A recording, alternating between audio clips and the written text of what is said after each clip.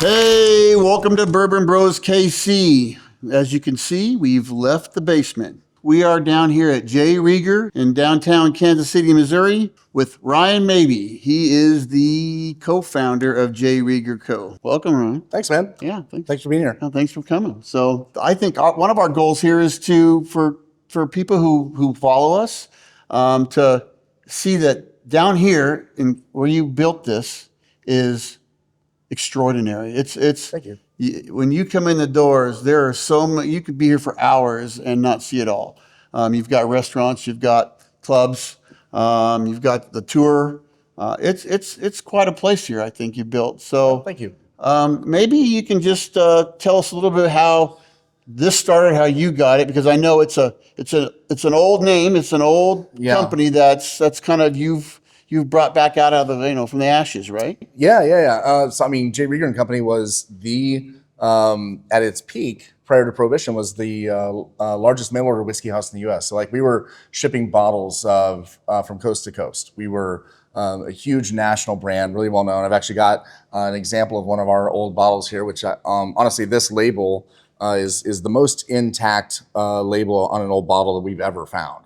Most of the old bottles that we find, we know they're ours, but they're completely, the label's completely removed. The way we know that they're ours is that they were embossed. Oh, so like here on the back of the bottle is embossed J. Rieger & Co., Kansas City, Missouri. And so that's how we find most of our old bottles. But this one is really special because it's actually got an almost fully intact label. And we just acquired this one recently from one of our employees, actually, which is kind of cool.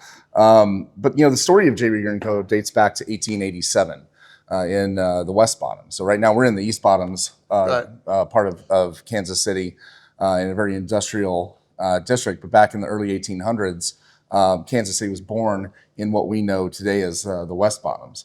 And that whole area just exploded with commerce and travel. Really in the 1870s, late 1870s, 1878, there was a train station built down there called Union Depot originally, and it became the main Midwestern hub for everybody that was traveling west. So people that were traveling west out towards California, they basically had to come through Kansas City and Union Depot down there in the West Bottoms. Gotcha. And around that same time, in 1881, the state of Kansas became the first state in the country to enact their own statewide prohibition on alcohol. So they made it illegal to produce and distribute and transport anything alcoholic. And that part of Kansas City overlaps both states. So there was actually a road called State Line, and on one side is Kansas, the other side is Missouri. And so when that happened in 1881, everyone in Kansas said, all right, well, we'll just go across the street. And so there was this influx of all these travelers moving westward through that neighborhood, and then everyone in Kansas flooding across the state line to Missouri so they could drink. And that whole area exploded and became known as the wettest block in the world in the 1880s. And that's exactly where J. Rieger & Co. was founded. And so our distillery was located on Genesee Street, one block in from State Line on the Missouri side, and really benefited from that whole time period and everything that was happening. And that's part of the reason it grew to become a huge national brand. Yeah, I think I would have had to move east, if I was living in Kansas. So Right. maybe give us a little insight of what you did prior to starting this up, and what made you want to do this again.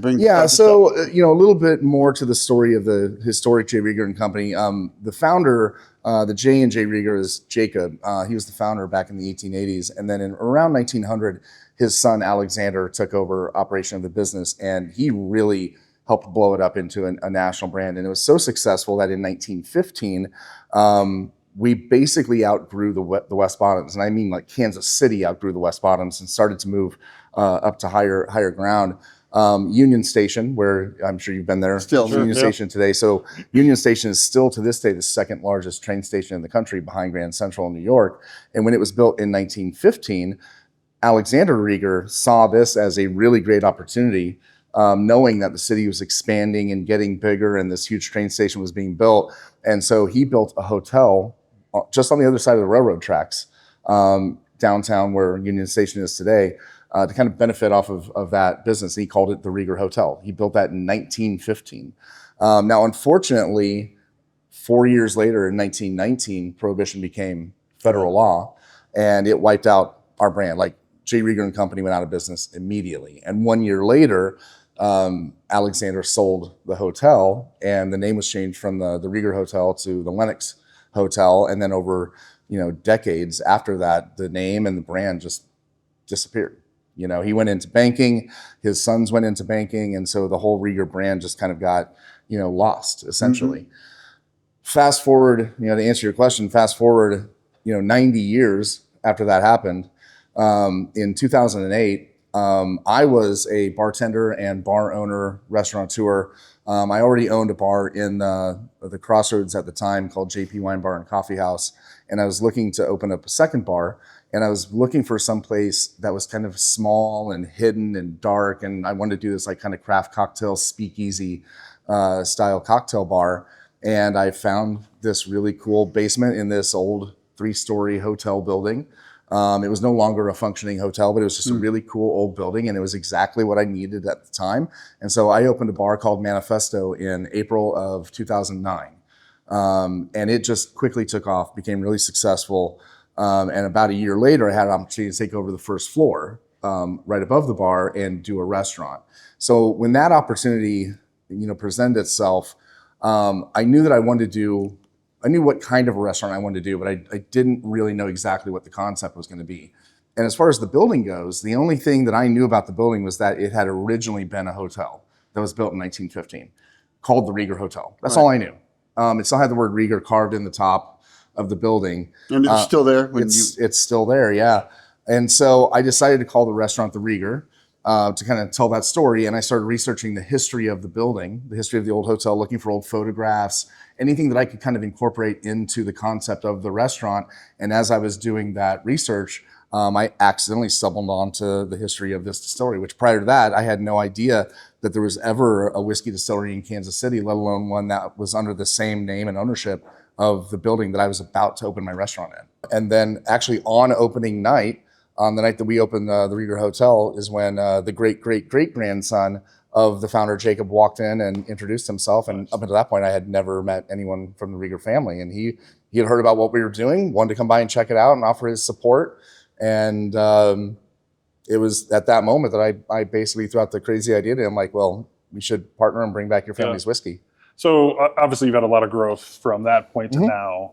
Tell us how you got there. So from that point to now, I mean, how did you get there? I mean, I'm sure it's a really long journey, but and with obviously lots of challenges and ups and downs and long story. I mean, that was just over 14 years ago. That I met Andy. Yeah, and we didn't start working on resurrecting the brand immediately. At least he didn't. At first, and I was just opening a restaurant. Andy lived in Dallas, Texas at the time. He had just graduated from college. I was running a new business. I was running the restaurant and everything, which, takes a lot, a lot of dedication and a lot of time and effort. And so I was trying as much as I could to learn as much as I could about the history of the brand and work that into it.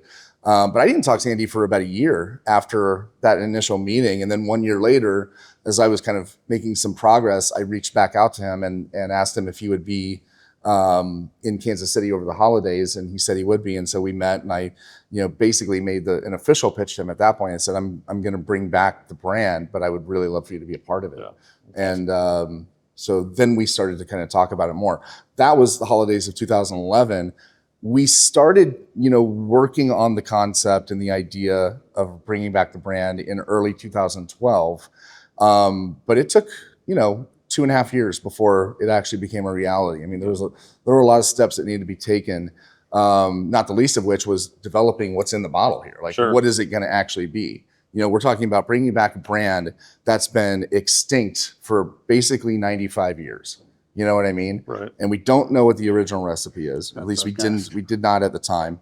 There was no documentation, for that. And so, we had I feel like we were fortunate to have such a cool brand to start with, because so many startups, like if you're going to start a whiskey distillery, you know, you had to come up with a name and a brand first. Well, we had that. Sure. And we have this really cool story, this authentic story. Right. But what we didn't have was any of the nuts and bolts and the logistics about the recipe and like how do we make the whiskey and where do we do it and all the parts that go, all the stuff that goes into that. And so it was quite a long process. It took us about 2.5 years to get to the point where we were actually ready to put that bottle out there to the world.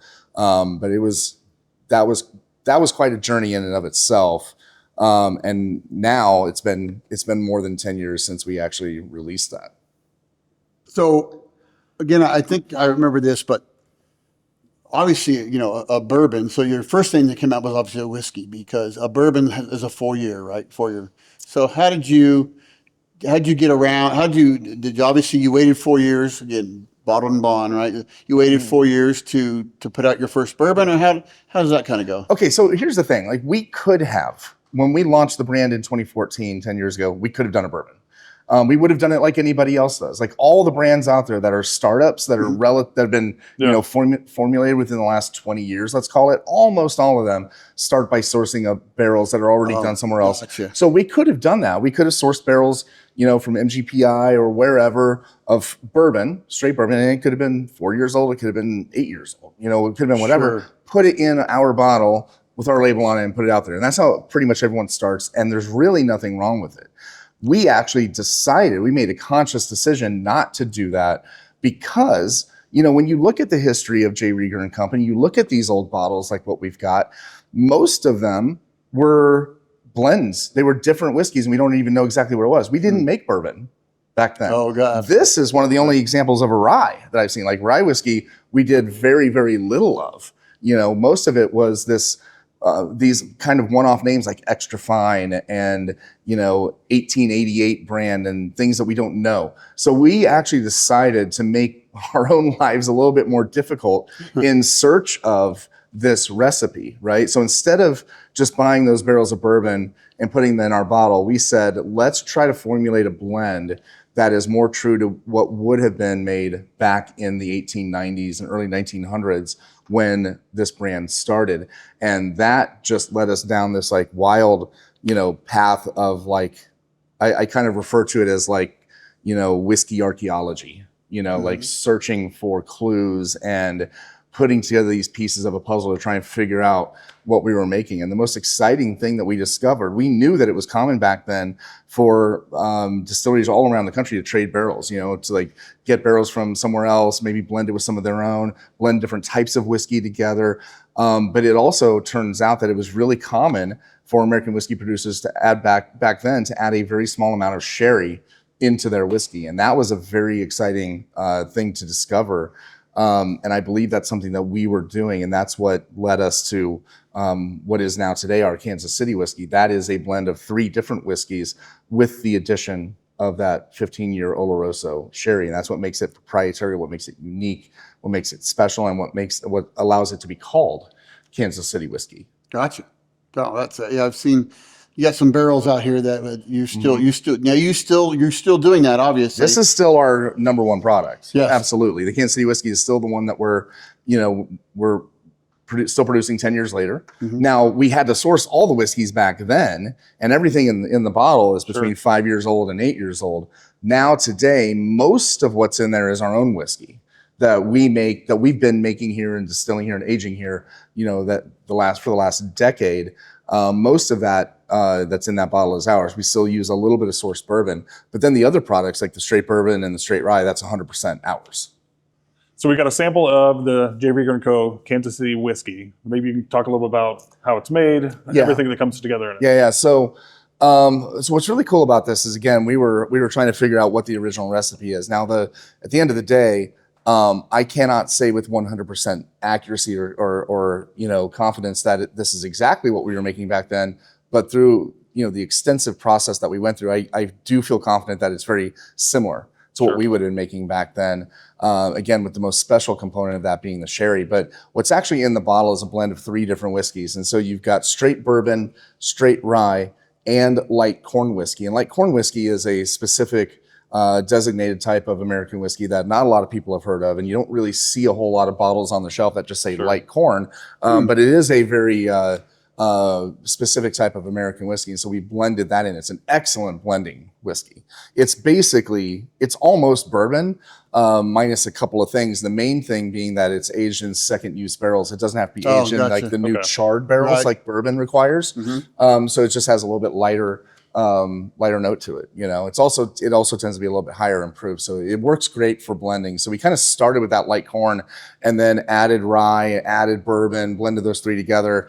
And then we found a law from back when Prohibition was first repealed it was written in 1934, stipulating that it was common trade practice amongst American distilleries prior to Prohibition to add up to 2.5% sherry to American whiskey. And when I found this, it was such a light bulb moment. It was such a cool thing because I was already using sherry a lot in cocktails. Myself and one of our partners, Steve Olson, we went to Spain to Jerez de la Frontera where sherry is produced. It's the only part in the world where sherry can be made. You can't make it anywhere else. And it's a tiny little coastal region in Spain. It's beautiful. And sherry is just such a unique product that comes from only there. And we sourced many different types of sherry, brought them all back and just started tinkering with the recipe and eventually landed on, where we have it here. And we used 2% 15-year Oloroso sherry in this blend. Now, according to the law, you can add it up to 2.5. Okay. We tried it at various levels and we ended up at 2%, roughly. It's like right just a hair under it. And bottled at 92 proof. And that is what makes our Kansas City whiskey. The last part of that story that's really cool is like when we submitted the formula to the TTB, to the federal agency that, governs all this stuff now, they actually rejected it at first because they were not even familiar with their own law. Yeah. They didn't know that, that the law stated you could add up to 2.5% sherry. And so they first kicked it back to us and we had to point that out to them. And they were like kind of, surprised by that. And it's because of that they didn't have a subcategory, under the general whiskey category. They didn't have a subcategory where our recipe actually fit. And so they allowed us to classify it as Kansas City whiskey. So when you see Kansas City whiskey on the label, it's not just simply a reference to the fact that we're in Kansas City, Missouri, but it actually is a designation of the recipe that's in the bottle. Oh. It was quite a point of pride. I mean, it was never something that we set out to do from the beginning, like, hey, we're going to create a new type of whiskey and known as Kansas City whiskey. It just sort of happened that way. Yeah, well, that's So tell us as we nose this, as we get in there, what do you want people to know about? Yeah, so one thing that I come across a lot is like people will say, oh, so there's only 2% sherry in there. And you're like, well, what does that do? Sure. You might think it's not enough to do anything at all, right? When you're blending it with all that whiskey and all those powerful flavors. The reality is it does quite a lot. And one of the first things that I always notice, like when I'm smelling Kansas City whiskey that just jumps out of the glass at me is I get this like earthy maple kind of aroma. Okay. It's like kind of an earthy sweetness, and that's coming from the sherry specifically, right? And that's the first thing that I notice. And it's easier to detect when you're like kind of doing it up against other other bourbons, other ryes, okay, there's something different about this. There's something going on here, right? Beyond that, like when you first taste it, it's going to be most similar to bourbon. So the vast majority of what's in the bottle is actually the bourbon and the light corn. Okay. Those are the two most prominent whiskeys in the blend, and those together constitute more than 90% of the entire blend. And so a lot of your first impressions are going to be like bourbon, like cornbread and some stone fruit, like cherry or peach and things like that. A lot of those, like kind of traditional bourbon notes. And then the rye is a smaller percentage, but you're going to get some of that like rye spice kind of on the back end. Okay. And then even more of the sherry in the mid palate. You're going to get more sweetness that's in the form of like kind of like dried fruit, like raisins and figs and almost like a nuttiness, like kind of like a toasted almond kind of quality that is very, very indicative of sherry that you can always pick up in sherry. And all those things are coming through the whiskey because of that addition to sherry. But it ends up being this like cascading like layers of flavor. Okay. You know what I mean? Yeah. That's just, I think is really beautiful. And certainly, in my opinion, outperforms your typical $35 bottle on the shelf. Okay. Let's give it a taste.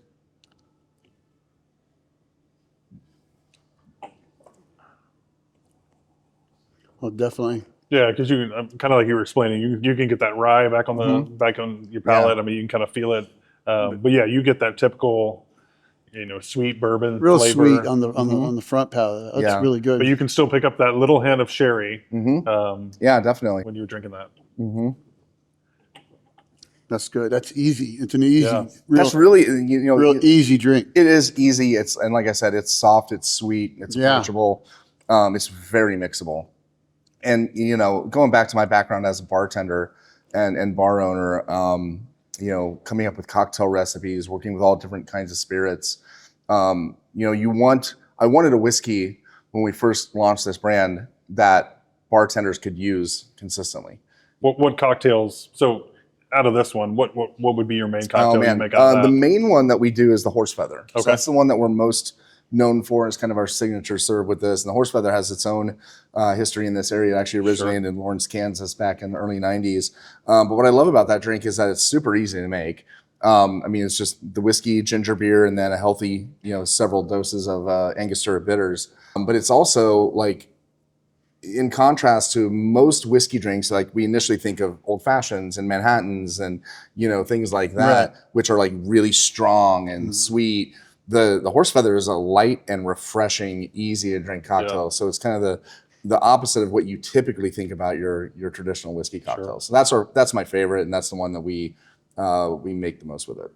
Do you still have your bar open? Manifesto, no. Manifesto was open for almost 12 years. Okay. Unfortunately, ended up closing down in late 2020. Yeah.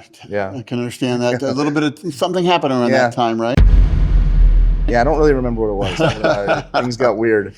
But also at the same time, we had just built this here, and when we first started the brand 10 years ago in 2014, we didn't have a bar. We didn't have daily tours. We didn't have a gift shop. We didn't, do tastings. We were just making whiskey and getting it out to the world. We wanted to get people in the habit of grabbing it off the shelf in their local liquor store, or ordering it at their favorite bar, instead of thinking initially of Rieger being, well, it's a place. We wanted people to think of us as a brand. Sure. You know what I mean? So 5 years in 2019, we expanded into what we now have today with, multiple bars on site, daily tours, the whole retail aspect, and the whole, what you were describing at the very beginning, of this whole experience. Ambiance, it's like kind of been the Disneyfication of our brand a little bit. There's a lot to do here, which is really cool. But we didn't add that until later. And so we built this in late 2019 is when we opened, right before the pandemic. And so then we ended up just kind of concentrating all of our efforts here on site. Yeah, and this is a great place to come. We spend all day here, but obviously you can break it up. You can go to the Monogram Club, you can go to the Hey. There's, you can make a date night, you can do whatever, but there's tons of opportunities here. Yeah, for sure. And again, I haven't been outside yet, but this summer's coming. Yeah. And you got the Electric Park. Electric Park. Yeah. So we're looking forward to that. It's fun, man. We're working on getting it ready right now. We have live music out there. We have a dedicated bar out there, food truck. It's really cool. Yeah, look forward to that. So now after you've put out your first bottle of the Kansas City whiskey, so what's in your mind? What are you doing now to say, okay, what's next, right? What am I going to do next? Well, we kind of knew, because to your point earlier about how long it takes to make bourbon and rye, we knew that we were going to be a functioning distillery. We weren't just going to be a blender and bottling. So we built the production aspect of it initially in the warehouse back here, and fired up the stills for the first time in the summer of 2015. But we just knew it was going to take 5 years before any of that stuff was ready to go. Right. You know what I mean? So we had to, in the meantime, focus on this. We actually did add a few other products in the meantime. We added the Cafe Amaro, which we're pretty well known for, which is like an Amaro made with cold brew coffee. And then we also made vodka and gin. And, those two are, relatively easy to make compared to whiskey, in the sense that, it doesn't take years. You can make it in a day, essentially, And so you can get those products out on the market and create some revenue, help build the brand, while you're investing in laying down barrels of whiskey for years down the road. Yeah, so there's lots of brands, not just out there, that are not just the dark even, right? I went online and I've seen the liqueur, right? The coffee liqueur. Cafe Amaro, yeah. Yeah, I've seen that out there a lot. So a lot of places I look, a lot of different states. So how many states right now are you distributing in? I think we're in 30 right now. We just added a couple more. And then a handful of kind of countries spread out, a little bit in the EU, a little bit in the Caribbean and Canada. Yeah, I was just down in Aruba, and I went into about 3 or 4 different stores, and I looked for it everywhere. I appreciate that. Well, I saw the Netherlands, and then Aruba is owned by the Netherlands. Oh, interesting. I didn't know that. Yeah, so I actually was like, I would walk in and say, okay, you got this, and they'd be like, huh? Right. But but it takes time, and know it's growing. So as long as maybe I'm asking for it, I get all my friends to ask for it. So now we're 4 years down. After this, you're at your next bottle, right? So now, is that when your first bourbon comes out? We actually released our first bourbon in early 2022, I believe, and it was Bottle and Bond. It was Bottle and Bond at 6 years old. So that was the first. Well, and we did rye and bourbon right around the same time, both at 6 years old, both Bottle and Bond, limited availability. We didn't have a whole lot that when we started making whiskey back in the very beginning, we were only operating with one still. Now today you see that we have a lot bigger operation. Yep. But back then we were laying down a couple hundred barrels a year, so relatively really small actually. And so the first products that we released that were 100% our own were the Bottled and Bond bourbon and rye. But all of that was still working up to this. This was the ultimate goal right here, was to have these two products, the bourbon and rye, that were more of your daily drinking bottle. One that you want bartenders using in an old fashioned or a Sazerac or Manhattan, those types of things. So again, making sure the price is right, but we're not, skimping on the quality or anything. So these bottles right here, the Bottled and Bonds were 6 years old. These blends are between 4.5 and 5 years old, and at a little bit lower proof. Bottled and Bond is at 100. These are at 90. Also, again, a little bit more friendly for mixing, that kind of thing. And so these are our two focuses right now. And then we'll bring back the Bottled and Bond releases on a limited basis throughout the year. And these are both newer to your these are the two newest. We came out with the bourbon. I'll just go ahead and pour it if you guys want to try. Yeah, we came out with the bourbon last fall, and then we just released this rye in February. Yeah, it's brand new. How has been the acceptance of the market? Because I know this came into kind of a lower price point where it's much more affordable. Whole idea. Yeah, the Bottled and Bonds were hitting the shelf at 60. These are meant to be $29.99. One of the things I'm most proud of with these two is that at $29.99 and at 4.5 to 5 years, I blind taste people on them all the time that are professionals in the industry, respected palates, and I ask them. I'll just tell them what it is. It's bourbon. Sure. It's rye. But I want you to tell me, how old do you think it is, and what do you think the price point should be? And I'm consistently getting hit with 6 to 7 years old should be around $50 or $60 a bottle. And so people are always blown away when I tell them, well, actually it's about a 4.5-year-old, almost 5-year-old blend, and coming in at $29.99. Yeah, and I think that's what we've learned through our bourbon whiskey journey is sometimes you're chasing a name versus chasing what really good bourbon whiskey is. So I think this is a testament to really what really good whiskey bourbon is. Well, sorry, I'm just picking up some notes. It's just, what are you getting? It's very sweet. It's almost a caramel, like a deep. For me, it's rich.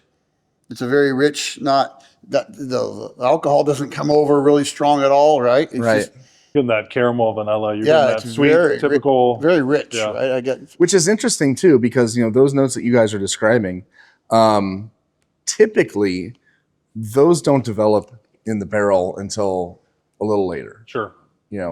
7, 8 years old. That's when you start to get more of that baking spice, more of that vanilla. It's certainly not going so far as butterscotch. Butterscotch is even more oxidized and even later, but it's starting to head in that direction, and at that age, which is pretty phenomenal. So to maybe talk about your production a little bit, what do you think is bringing that to the table where other distilleries can't do that?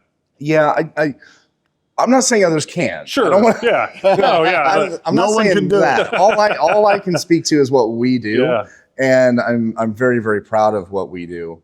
And I do think there are some things happening here that are kind of special and unique. But let's start with kind of the beginning of the process, right? So one thing you'll notice when you're looking at either our bourbon or our rye, on the label, what does it say? Sweet mash. Yeah. Sweet mash. So these are both sweet mash. So all of our fermentation that we do in-house is sweet mash fermentation. And basically what that means is, we've all heard the term sour mash. Like everybody knows sour mash, right? And that's probably, and I'm just kind of ballparking right now, but I'd say 95% of the bourbon rye on the market is sour mash. That's a very traditional way of making American whiskeys. Is basically, for those who don't know, it's taking a little bit of the back set or the leftovers from a distillation run and adding it to the beginning of the fermentation process of the next batch. Historically, the thinking was that it would help maintain a consistent flavor profile. It would kickstart fermentation because of the sugars and yeast that were in there and everything. And it would also help prevent bacteria from forming. So that's just been kind of the adopted, process that almost everybody utilizes to this day. Now, there are a handful of distilleries that are not using that are using sweet mash like us. Basically what that means, we're not taking leftovers from the previous batch and adding it to the next one. We are starting with a clean slate every single day. So you can, from where we're sitting, you can see our fermenters. We mash, between 4,000 and 5,000 pounds of grain, every morning for each batch. And we're starting with a clean mash with no backset, and we're just adding, water and yeast to the mash grain and going from there. Now, what that does is it requires our distillation team to pay a little bit more attention to the process to make sure that everything is going along as planned and there are no mistakes happening. It requires us to have a little bit more attention to detail and to maintain a cleaner work environment and cleaner mash tun and fermenters and that kind of thing, just to make sure that nothing goes wrong. But ultimately, it's the same thing. We're using yeast to ferment the sugars into alcohol, right? But because we're not using sour mash, we are using a sweet mash. What I noticed was a few years ago when we were planning our first release of this, was that, you're used to seeing sour mash straight Kentucky bourbon whiskey on a label, but nobody that's using the sweet mash process today uses that terminology. They don't really talk about it. Right. I'm like, well, it's something we do. Whether you agree with it or don't agree with it or whatever is kind of irrelevant.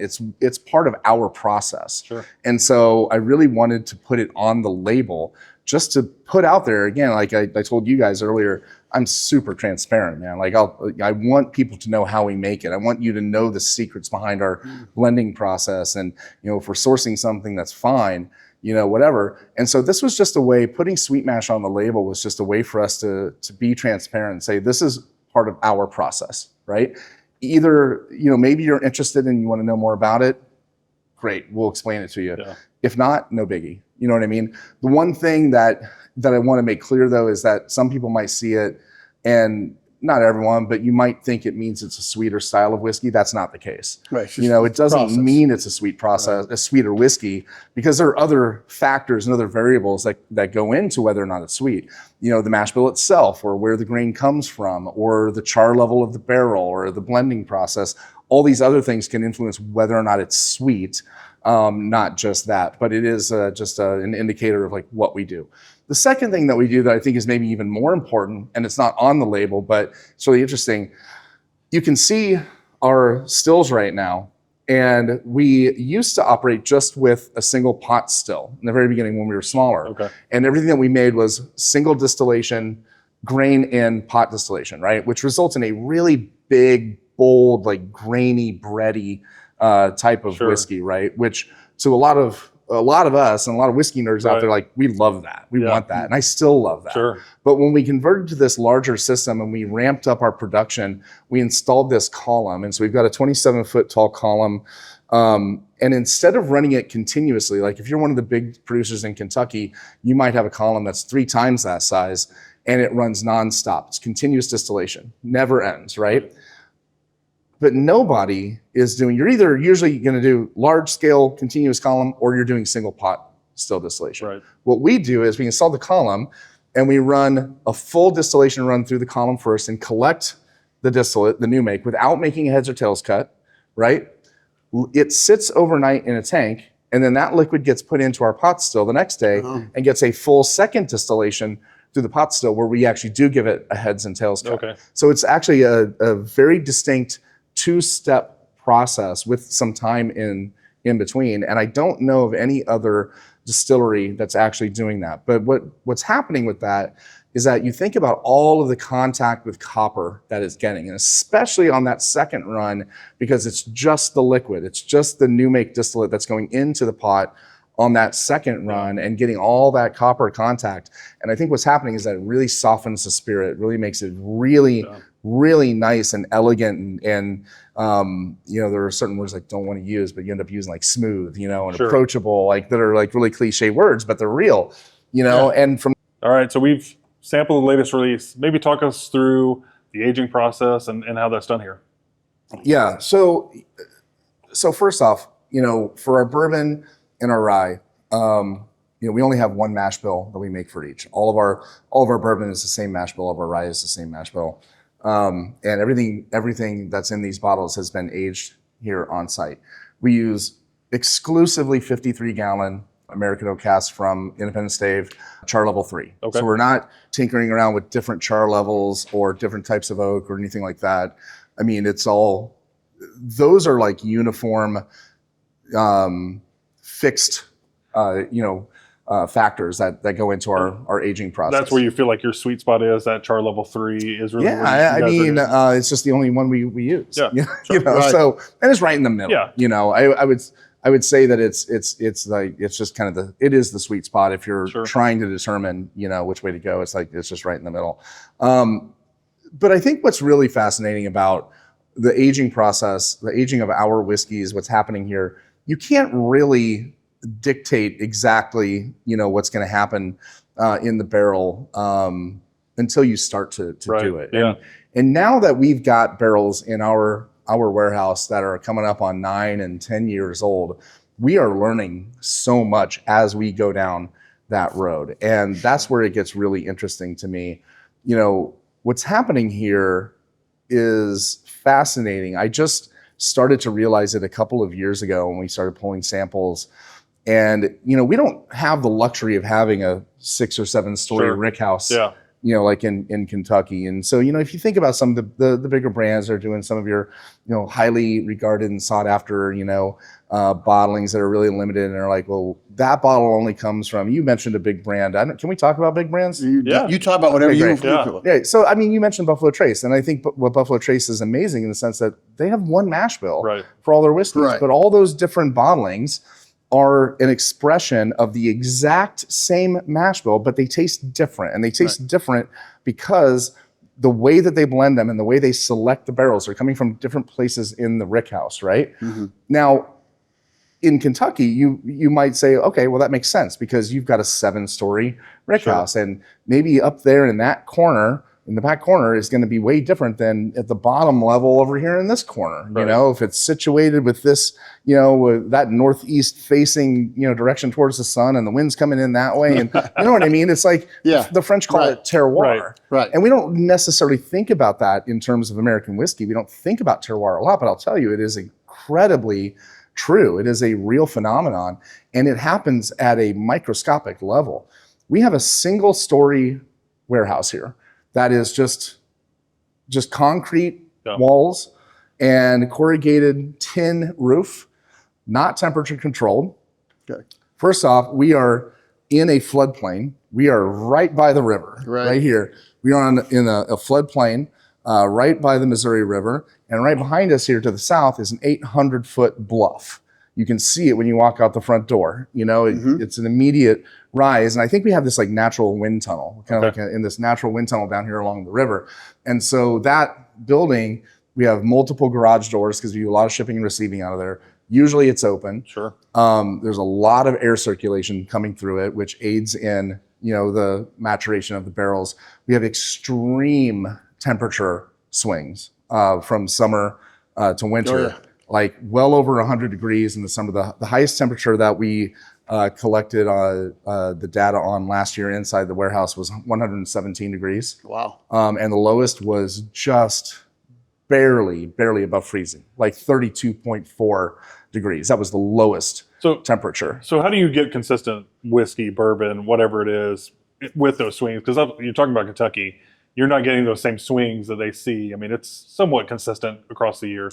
How do you? Well, I think the consistency comes from understanding the differences in your warehouse. You have to understand your own sense of place, right? So like at any given moment, on any given day, we have temperature sensors all over the rick house in multiple locations, right? That track the temperature and the humidity on a daily, not on a daily basis, but on a minute to minute basis, and automatically transmits that data into a cloud Excel spreadsheet, which we track. And the largest swing at any given moment, and it's not that big of a warehouse, there could be a 17-degree difference from one point to another point. Oh, wow. And there can be a 10 point percentage swing in humidity from one point to another point.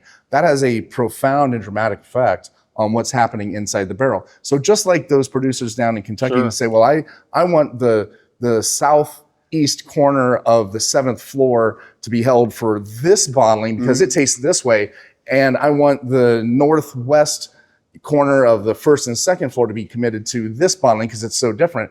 We can do the same thing in our single story warehouse because the difference is dramatic. Right.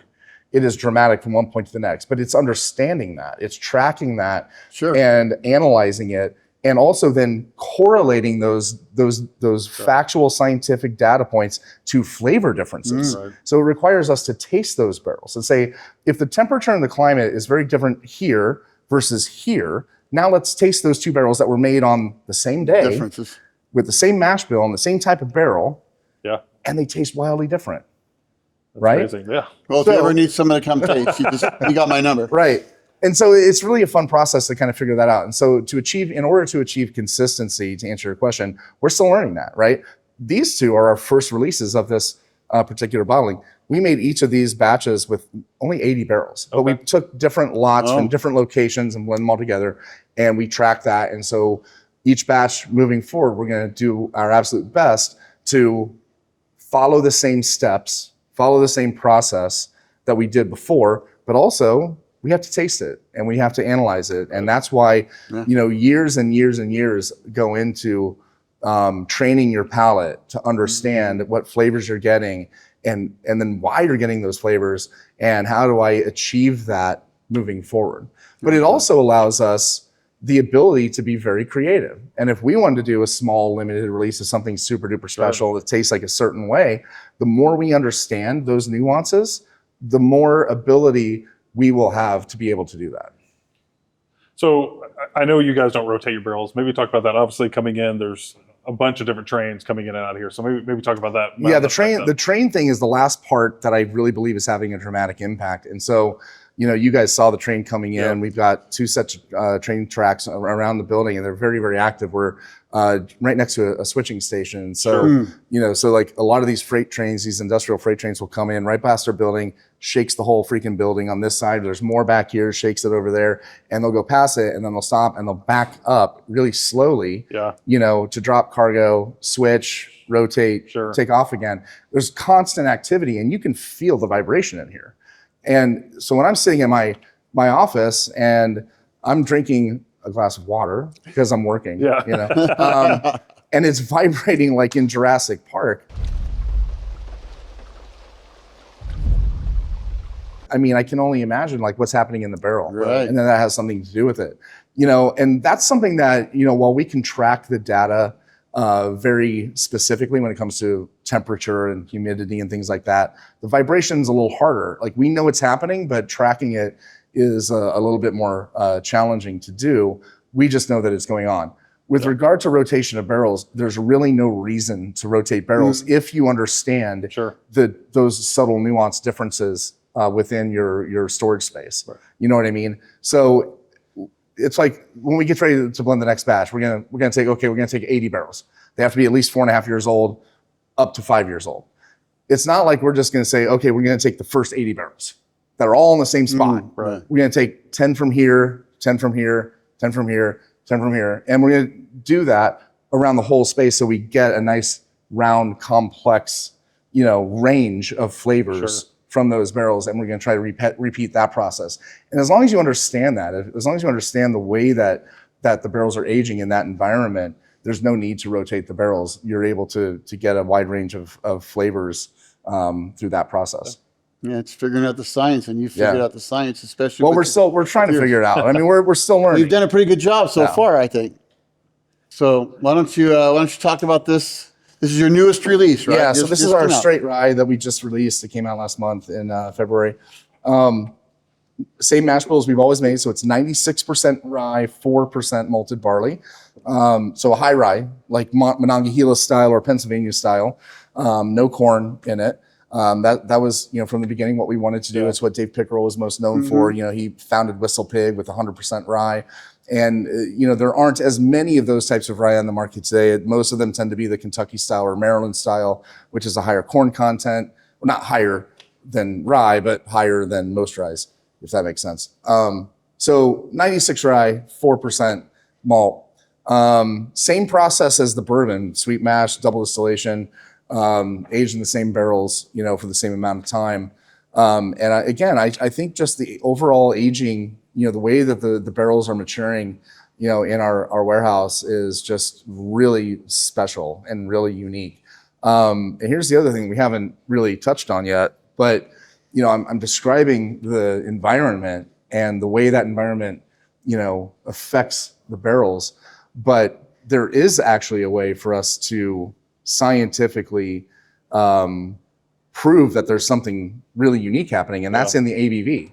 We're dumping barrels at 5 years old. Some of our single barrels we do up to 6 years old, and we are consistently reaching ABVs and proofs of over 150 proof. Wow. 150. And that is not normal. Yeah. That is absolutely not normal, and tells me that there is something happening here, whether it's, if you can attribute it to the trains or the climate or the air circulation, whatever it is, all those factors combined. I mean, it's just not normal to be dumping barrels at over 150 proof or even close to it. I mean, I had never seen a bourbon and rye at 150 up until we dumped those barrels.